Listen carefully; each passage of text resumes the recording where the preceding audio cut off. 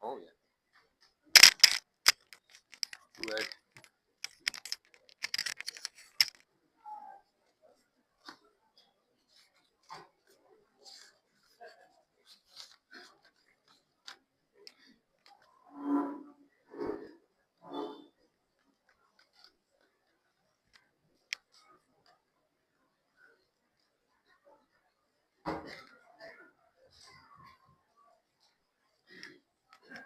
Bismillahirrahmanirrahim.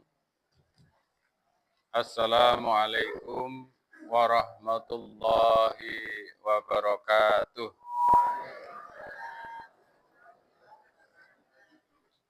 Alhamdulillah.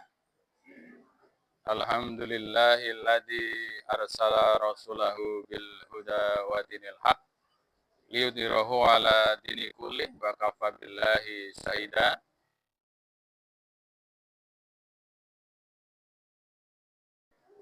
Wa asyhadu anna Muhammadan abduhu wa rasuluhu la nabiyya ba'da. Allahumma sholli ala Muhammad wa ala alihi wa ashabihi ajmain, amma ba'd.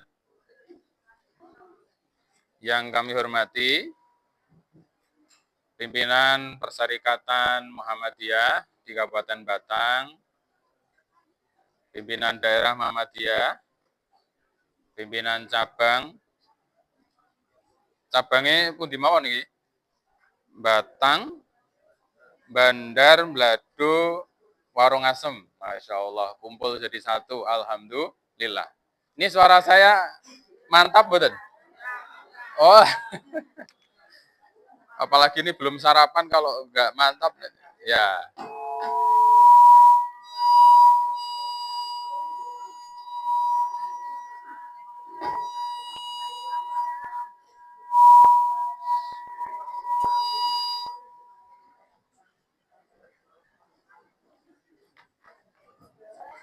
Nggak apa-apa.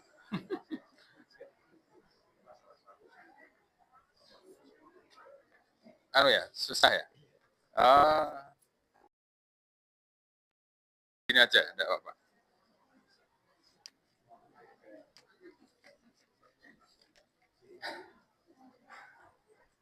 Ambil berdiri, ya. Saya ulangi ya sekalian, ya. Tadi kayaknya belum kedengaran sampai belakang. Assalamualaikum warahmatullahi wabarakatuh. Alhamdulillah, syukron ala manama. Jadi Bapak Ibu pimpinan daerah Muhammadiyah Kabupaten Batang yang hadir, mulai dari pimpinan daerah Muhammadiyah, pimpinan cabang, ada cabang Blado, Batang, kemudian Bandar, Warung Asem. Kalau baca Warung Asem itu saya ingatnya Garang Asem, Bapak sekalian. Warung Asem. Alhamdulillah, pada kesempatan pagi hari ini semata-mata karena karunia dan nikmat Allah, kulolan panjenengan dimudahkan untuk hadir di tempat ini dalam keadaan sehat. Alhamdulillah. Sehat semua nggak ya, Pak sekalian ya? Alhamdulillah. Iya Pak, kalau nggak sehat ya nggak kesini gitu. Tapi kan karena semangat, kadang-kadang kesehatan itu menjadi nggak terasa kalau kurang sehat. Apalagi tindak pengajian, temannya banyak. Ya. Saya itu pernah ini Pak sekalian, bahwa Persyarikatan Muhammadiyah itu kan kadang sakit gitu ya. Tapi ketika berangkat suruh diminta ngisi ngaji itu jadi sehat.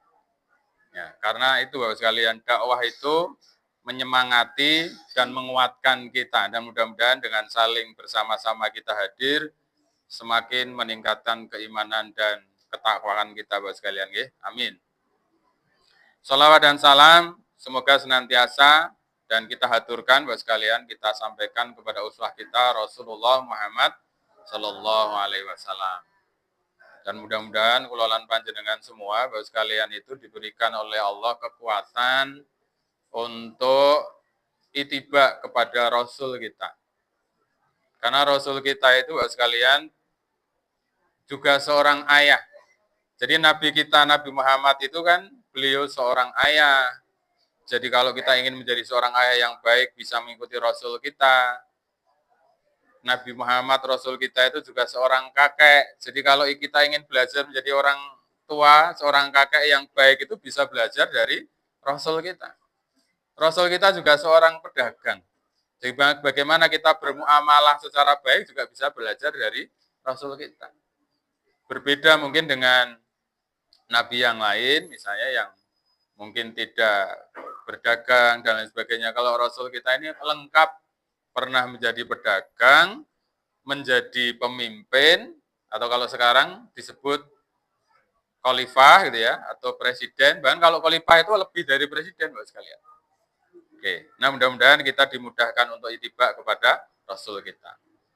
Sesuai dengan kemampuan kita semua, Bapak Ibu semua.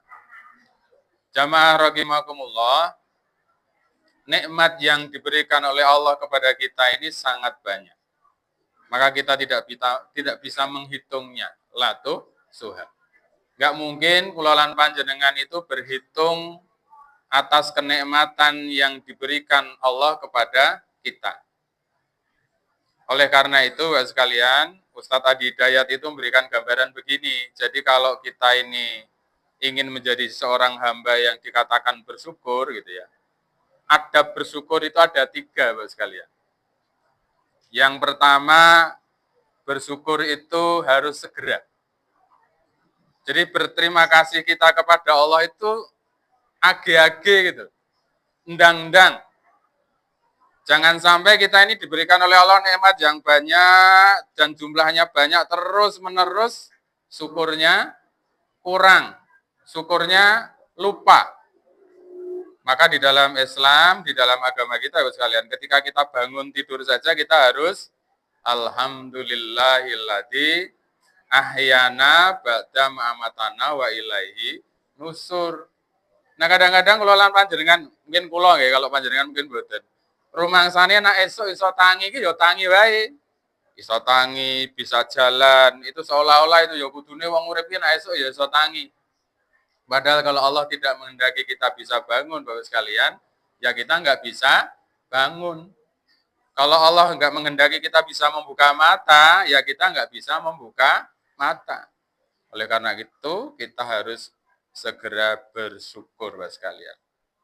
Nah, yang kedua, Bapak sekalian, adab di dalam bersyukur, sopan santune bersyukur itu adalah kita ketika memperoleh nikmat itu kemudian apa, Bapak sekalian? Nikmatnya digunakan untuk ketaatan kepada Allah. Nek contoh sederhananya ngeten mawon lah.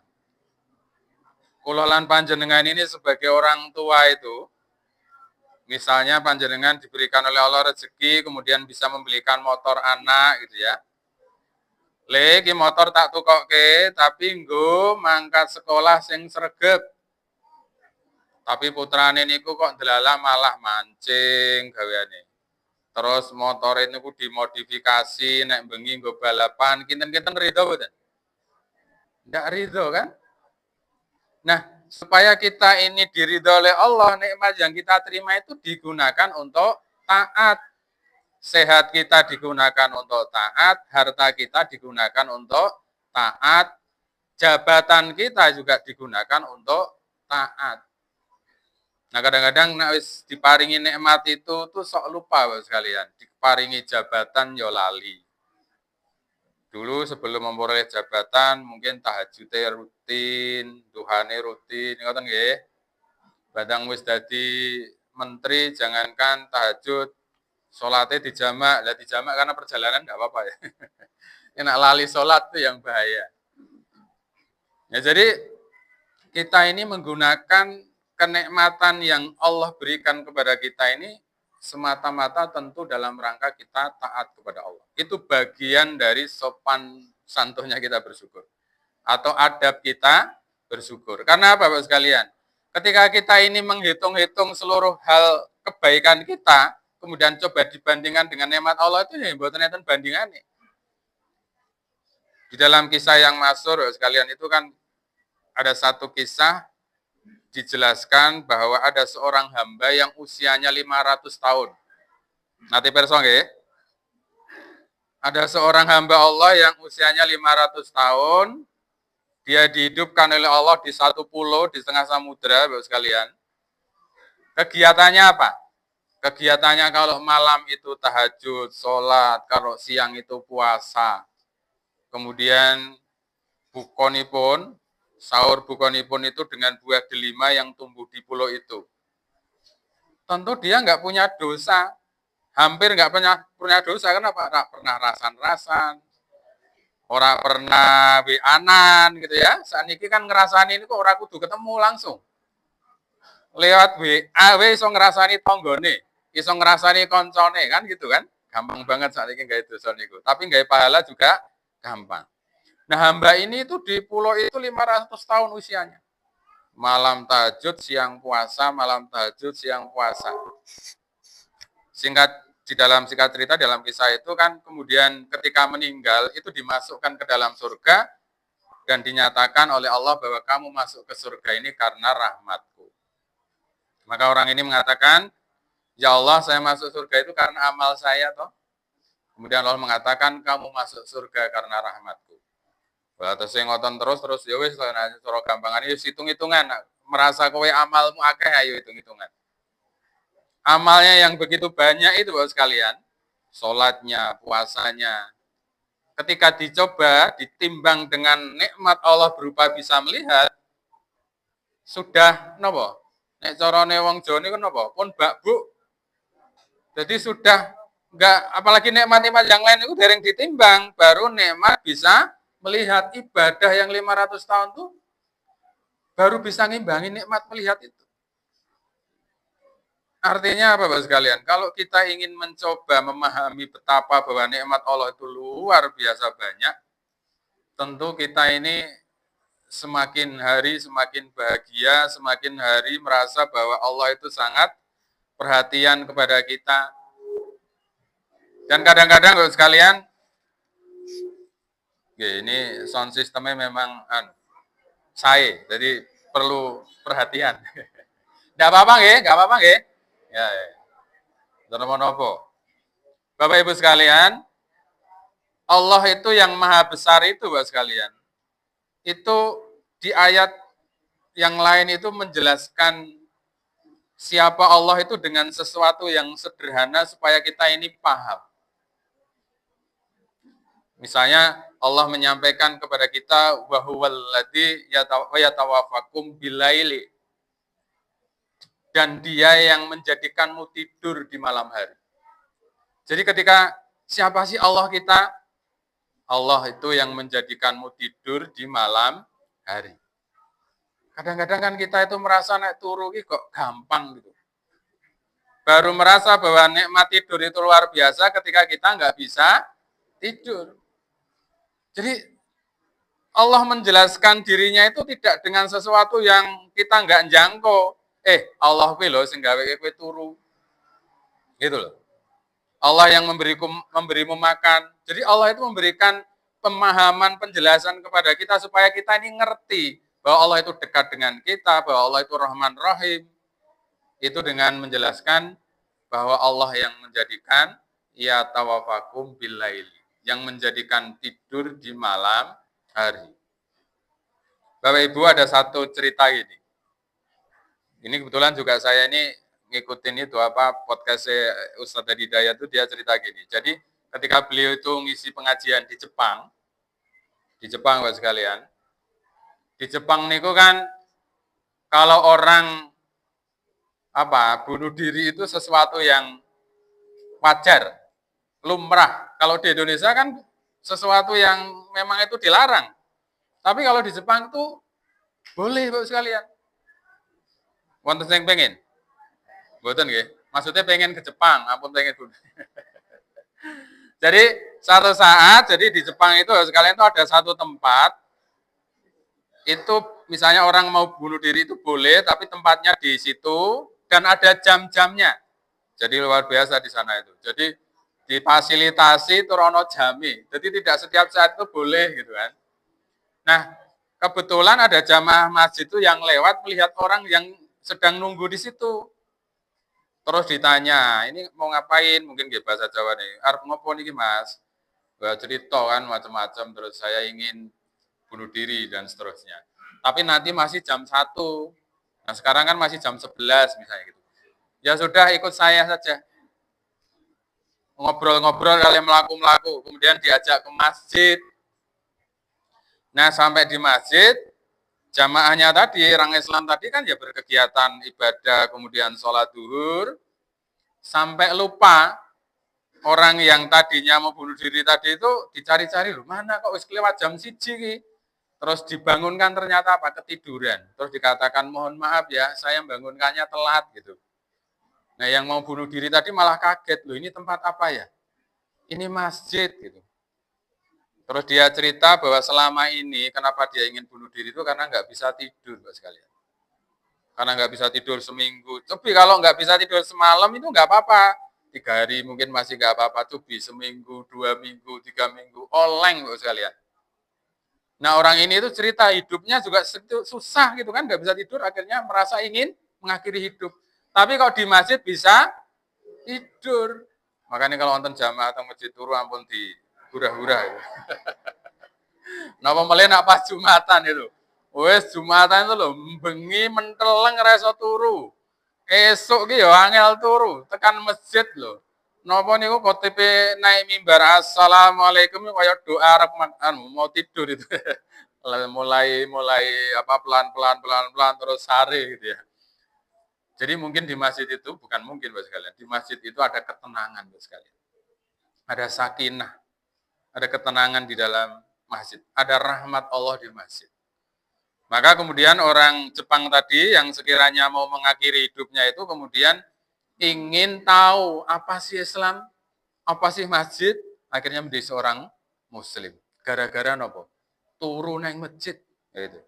Nah, kembali Bapak sekalian, bahwa kita ini, kewajiban kita ini bersyukur, nikmat yang tak terhingga yang nggak mungkin bisa kita hitung, bahkan amal baik kita itu nggak mungkin cukup untuk membalas.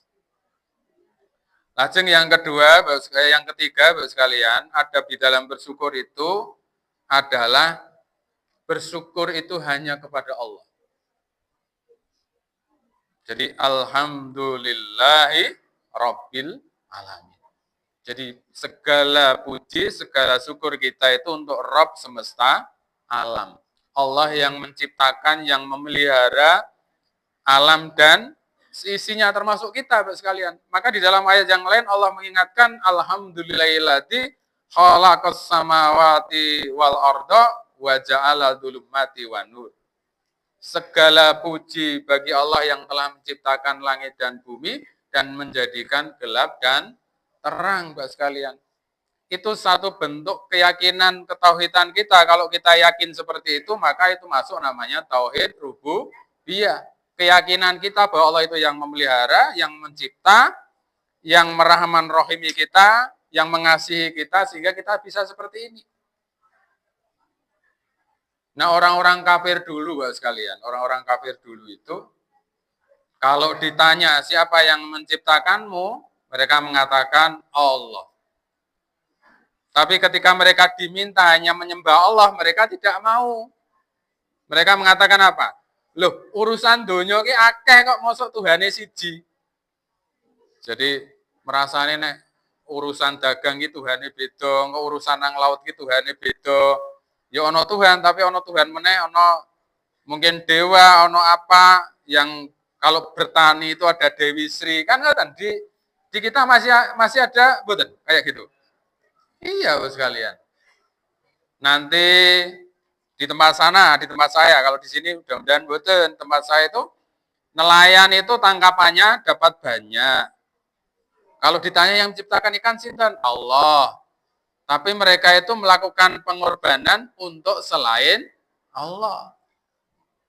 Nah, kadang-kadang gitu, berarti tauhid rububiyahnya sebenarnya ada, tapi uluhiyahnya yang belum ada. Maka di dalam Islam itu Bapak sekalian, kita meyakini bahwa Allah itu yang menciptakan, yang memelihara. Kita juga meyakini bahwa Allah itu yang harus dan memang satu-satunya yang kita sembah.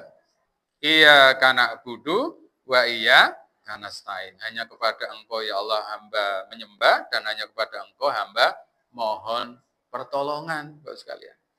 Nah, itu yang harus kita kuatkan terus, Bapak sekalian, di dalam kehidupan kita ini. Nah, termasuk Bapak sekalian ketika kita diberikan oleh Allah yang namanya harta, kesehatan gitu ya. Kalau harta itu kita kemudian bentuk taatnya apa? Kita mau membagi harta kita sedikit atau sebagian, bahkan kalau kita sudah nisab harus zakat gitu ya. Kan salah satu ciri orang yang beriman itu apa? Wa mimma razaqnahum yunfiqun. Dan dari sebagian harta yang mereka terima, aku berikan, mereka menginfakkan. Nah, kadang-kadang niku abot, termasuk korban, Bapak sekalian. Jadi Allah menyampaikan kepada Rasul kita dan itu kepada kita di dalam surat Al-Hajj itu ayat 34. Jadi walikuli umatin ja'alna mangsaka layadhkuru smallaha ala ma rayaqahum mambahimatil an'am. Dan bagi setiap umat telah kami syariatkan penyembelihan korban agar mereka menyebut nama Allah atas rezeki mereka yang dikaruniakan Allah kepada mereka berupa hewan ternak. Jadi Bapak sekalian, dari masa ke masa itu Allah sudah memerintahkan kepada umatnya itu untuk korban. Bahkan korban itu sejak kapan Bapak sekalian ada itu? Sejak Nabi Adam. Ketika panjenengan perso di dalam Al-Quran itu kan dijelaskan tentang kisah Qabil dan Habil. Bagaimana ketika Nabi Adam memberikan keputusan tentang pernikahan di antara mereka itu. Jadi kan kalau nikah ojo karo kembarannya kan gitu, oke. Jadi Qabil nikahnya nanti dengan kembarannya Habil, Habil nikah nanti dengan kembarannya Qabil ben ora sing satu bareng kembarannya gitu kan. Tetapi kemudian protes ini. Kemudian oleh Nabi Adam diminta, ya sudah kalau begitu kalian berkorban. Maka Qabil ini yang seorang petani, dia mengorbankan hasil pertaniannya, tetapi dipilih yang ya sing rodo sing apik aja dikorbanke kan gitu. Kemudian kalau Habil ini karena beliau juga seorang peternak, korbannya kambing. Nah, kalau dulu Bapak sekalian, korban diterima apa tidak itu langsung ono bukti nih. Nah, waktu itu apa? Salah satu bentuk korbannya diterima oleh Allah itu korbannya dilalap api, Bapak sekalian. Terbakar oleh api. Nah, korbannya Qabil ini enggak, yang terbakar api itu korbannya Habil. Maka Qabil mengatakan, sungguh aku akan membunuhmu. Maka adiknya Habil mengatakan, sekali-kali aku tidak akan menggerakkan tanganku untuk membunuhmu. Karena aku takut kepada Allah. Maka kemudian terjadilah Bapak sekalian, kemudian Habil ini dibunuh oleh Qabil kakaknya. Ini sejarah manusia pertama membunuh saudaranya Bapak sekalian. Nah sekarang buatan saya dicerita wakai banget oke.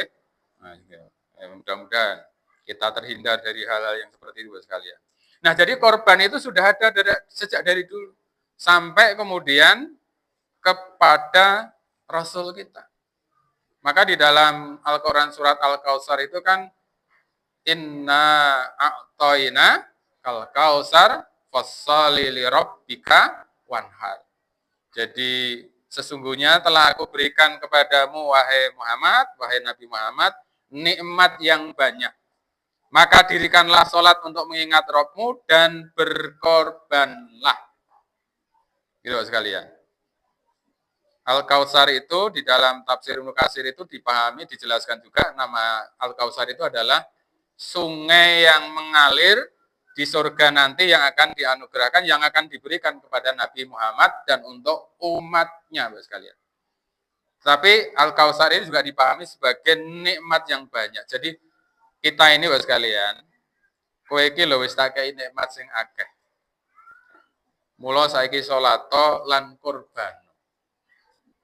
Nah korban itu nggak rada angel kadang-kadang Bapak sekalian. Kok mboten korban Mas? Mboten kagungan nyotro ya Mas? Oh, gitu. Nah ditanya kenapa nggak korban? Mboten duit, mboten mampu. Tapi nang omah ki lho ngangsur motor loro kok iso. Dan niku nggo sekolah anak kula. Berarti penting. Nah, korban itu juga penting. Ternyata Bapak sekalian, di dalam ibadah itu juga harus direncanakan. Yang direncanakan itu tidak hanya bangun rumah, engko anake sekolah nang ngendi, engko somben arep gawe omah nang ngendi, ibadah haji tahun piro, itu kan direncanakan. Korban itu walaupun ibadah tahunan harus direncanakan Bapak sekalian. Mulai dari nabung. Kula menabung. Nek mboten nabung ya pas korban itu kadang-kadang nek jenenge ora duwe tenan. Gitu. Nggih pun ngeten mawon. Nabunge seminggu 50.000, kinten-kinten pripun? Saged mboten? Wah, kula pun mboten nabung Pak, langsung wonten ya alhamdulillah. Kalau saya itu kok nabung dulu. Jadi harus direncanakan Bapak sekalian. Nah, kembali ke korban tadi Bapak sekalian. Korban itu juga ada pada tradisi-tradisi agama di luar Islam. Bahkan kalau Bapak Ibu sekalian kemarin sempat ada berita tentang niku Epstein file nate perso? Mboten, nggih mboten. Oke, Bapak sekalian. Di zaman Khalifah Umar radhiyallahu anhu, Islam itu kan berkembang luar biasa. Bahkan negara Mesir atau Mesir itu ditaklukkan oleh Islam itu waktu pemerintahan Umar bin Khattab, Bapak sekalian. Oleh panglima perangnya namanya Amr bin As. Maka kemudian oleh Khalifah Umar itu, Amr bin As itu ditunjuk menjadi gubernur Mesir yang pertama. Nah, di Mesir ini ada tradisi mengorbankan manusia, Bapak sekalian. Jadi, ketika Amr bin As ini awal-awal menjadi gubernur, masyarakat itu pada datang menghadap, wahai gubernur kami ini punya tradisi. Pada bulan tertentu setelah tanggal 12, kami itu biasanya mengorbankan seorang gadis yang masih perawan yang cantik ke Sungai Nil. Jadi Bapak sekalian, sebelum Islam datang di Mesir itu. Jadi kalau dicari gadis yang paling cantik, kemudian nanti dikorbankan, dilemparkan ke Sungai Nil. Karena kalau itu tidak dilakukan, Sungai Nil itu akan mengering. Ketika kemarau panjang, kemudian Sungai Nil nggak mengalir, ya orang-orang Mesir nggak punya sumber air. Nah, oleh Amr bin As ini dilarang loh, nggak boleh. Islam melarang bahwa pengabdian kita itu hanya untuk Allah, pengorbanan kita hanya untuk Allah, nggak boleh. Maka setelah dilarang itu, Bapak sekalian, apa yang terjadi? Bulan berikutnya Sungai Nil itu semakin airnya berkurang. Bulan berikutnya lagi berkurang dan kering, Bapak sekalian. Karena kering, nggak ada air, maka orang-orang Mesir ini sudah siap-siap mau migrasi. Migrasi ini kan apa sekalian? Pindah nggon arep golek sing ana mata airnya. Jadi harus ditinggal penduduk. Jadi penduduk Mesir itu pada mau pergi. Nah, melihat hal itu kemudian Gubernur Amr bin As ini mengirim surat kepada Khalifah Umar menceritakan tentang tradisi orang Mesir tadi. Dan apa yang sudah dilakukan? Yang dilakukan adalah melarang, tidak boleh. Maka kemudian Khalifah Umar itu membalas suratnya itu dan mengatakan apa yang kamu lakukan itu sudah benar. Lalu saya titip surat. Jadi Umar bin Khattab itu, Khalifah Umar bin Khattab radhiyallahu anhu itu membuat surat sekali. Saya baca saja isinya. Saya kemarin catat. Jadi suratnya kepada siapa? Kepada Sungai Nil. Jadi Khalifah yang menulis surat kepada Sungai Nil ini Khalifah Umar bin Khattab. Isinya surat secara bebas bahasa Indonesia begini. Dari hamba Allah, Umar Amirul Mukminin. Jadi Khalifah Umar itu menulis surat nanti supaya dikasih ke Sungai Nil. Kepada Sungai Nil di Mesir. Ama ba'du. Jika engkau mengalir karena dirimu sendiri, maka janganlah mengalir. Tetapi jika engkau mengalir karena Allah yang mengalirkan, maka aku bermohon kepada Allah yang Maha Esa untuk mengalirkan airmu. Kemudian surat itu dilempar hari Jumat sore. Di dalam cerita itu, di dalam kisah itu dilemparkan oleh Amr bin As, oleh Gubernur Amr bin As itu Jumat sore. Kemudian Sabtu paginya itu Bapak sekalian, Sungai Nil itu airnya mengalir deras, bahkan dikatakan itu sampai setinggi 6 hasta. 6 hasta itu ya kurang lebih sekitar 6 sampai 7 meter. Jadi airnya mengalir deras. Sampai sekarang kegiatan yang namanya mengorbankan manusia tadi udah nggak ada di Mesir, dan sampai sekarang Sungai Nil mengalir terus. Luar biasa gitu. Bapak-bapak nanti buat surat ke gunung atau ke sungai gitu. Ya, untuk sungai, ini sungai apa? Natang beri sing gede. Misalnya sungai Bladu, kalau banjirmu karena dirimu sendiri banjirlah, tapi kalau karena Allah aku bermohon kepada Allah supaya engkau gak banjir, lemparkan ke sungai. Tapi nasi lempar kelola panjenengan ya mungkin beda ya. Malah diguyu ya. Kayak Mas Kamto mulai rada oleng kayak gitu ya. Nah, sekalian, artinya apa? Menjaga tauhid itu luar biasa tantangannya. Dari zaman dulu maupun sekarang. Godaannya itu luar biasa, dan tradisi-tradisi yang ada di masyarakat kita itu kadang-kadang kalau tidak disadari itu menyimpang dan bentuk kemusyrikan. Nah, jamaah rahimakumullah, sungguh ketika kita, ini jam itu ini, terlalu semangat kelewat, dereng ya? Ngantos jam 09.00 toh? Ya, sesuai. Nganti jam 09.00 aku selak ngarit iki. Nah, Bapak sekalian, bahwa tadi kembali bahwa ketika kita oleh Allah diberikan nikmat harta, kemudian nikmat yang paling besar yang ada pada diri kita apa? Iman dan Islam kita, hidayah berupa iman. Maka sesungguhnya upaya-upaya kita mengikuti apa yang diperintahkan oleh Allah, misalnya dengan harta itu kemudian kita berinfak, dengan harta yang kita punya kemudian kita mau berkorban, itu adalah wujud ketaatan kita, dan itu wujud dari implementasi ketakwaan kita. Pancen mboten gampang. Karena apa? Kadang amal kebaikan itu mboten prioritas. Sesuatu itu kan kita usahakan, kita lakukan dengan sungguh-sungguh itu kan karena kita menganggap itu prioritas.